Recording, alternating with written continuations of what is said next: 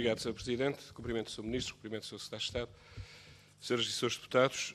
O Sr. Ministro acaba de falar em estabilidade da comunicação social e achamos isso notável numa altura em que a RTP está há mais de 3 meses em gestão.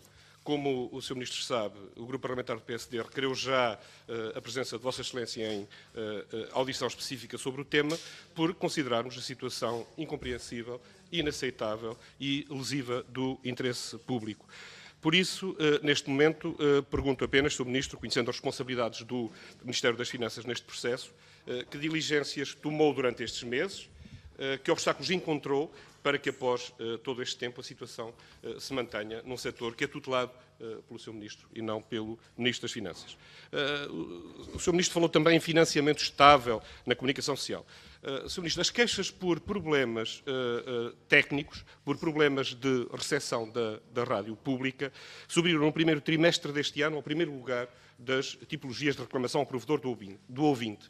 E isto reflete também a situação preocupante a que, do ponto de vista técnico e operacional, o Ministério da Cultura está a deixar chegar a situação da empresa. Desde dezembro do ano passado, por exemplo, por avaria do emissor de Monsanto, 1/4 parte do auditório da rádio pública no continente, 25% presume-se, está a receber as emissões em más condições, com deficiência de sinal, incluindo interrupções da emissão. O Sr. Ministro sabe que a resolução deste problema depende de uma intervenção com um custo de 150 mil euros, verba que, de acordo com a direção técnica da emissora, estará autorizada, mas não libertada, o que parece um belo eufemismo para cativação. Pergunto, Sr. Ministro, se esta situação se deve à falta de autorização do Ministério das Finanças para a libertação dos 150 mil euros, depois de 4 meses, numa situação que tem sido, aliás, abundantemente relatada e denunciada pelo provedor do ouvinte. Sr. Ministro, mas não é apenas na área da comunicação social que o Ministério da Cultura parece estar com uma tutela diferida. De facto, os acontecimentos dos últimos dias, nomeadamente no domínio do apoio às artes, trouxeram-nos a evidência de que o Ministério da Cultura, neste momento, é menos do que uma Secretaria de Estado.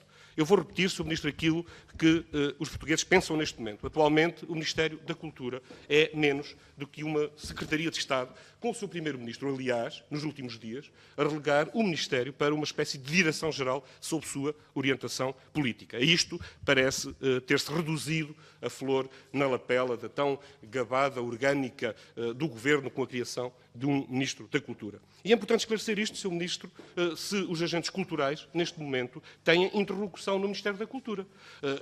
Recorde-se que o que aconteceu na semana passada. Na quinta-feira, mais de 3 dezenas de estruturas culturais estiveram representadas numa reunião com o seu Primeiro-Ministro. No dia seguinte, na sexta-feira, uma nova reunião com o seu Primeiro-Ministro com outros agentes culturais, sem a presença do Sr. Ministro da Cultura, sem a presença do Sr. Secretário de Estado da Cultura. Aliás, alguns destes agentes disseram, cito, que não tentámos sequer falar com o Ministério da Cultura. Até se perguntará, Sr. Ministro, se com os outros setores passará a ser também assim. Se os agentes, as associações, sempre que agora haja problemas em áreas sob tutela do Ministério da Cultura, em vez de tratar com o Ministério, passarão a solicitar audiência ao Sr. Primeiro-Ministro. Peço que responda a isto, Sr. Ministro, porque o Ministério da Cultura andou quase 2 anos a construir este modelo de apoio às artes.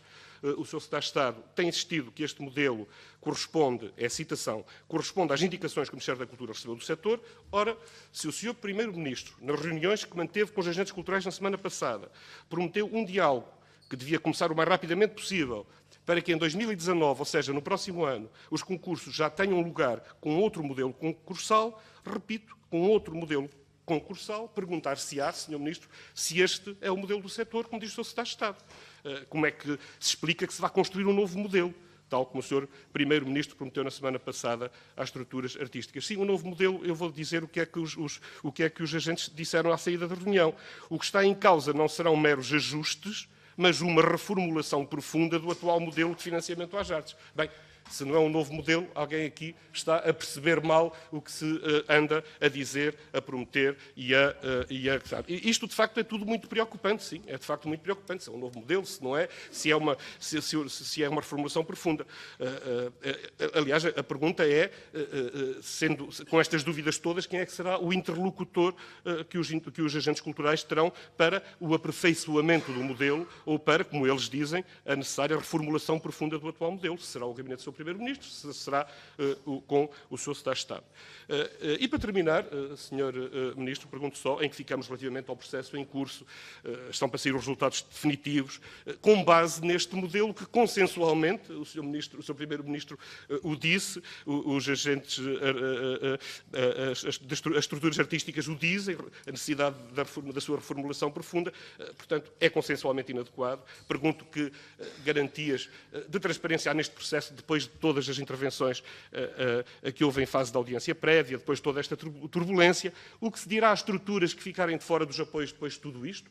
Quem é que vai ser o interlocutor dessas estruturas? Porque, a nosso ver, Sr. Ministro, há uma questão grave de falta de transparência em todo este processo que gostaríamos que esclarecesse. Muito obrigado.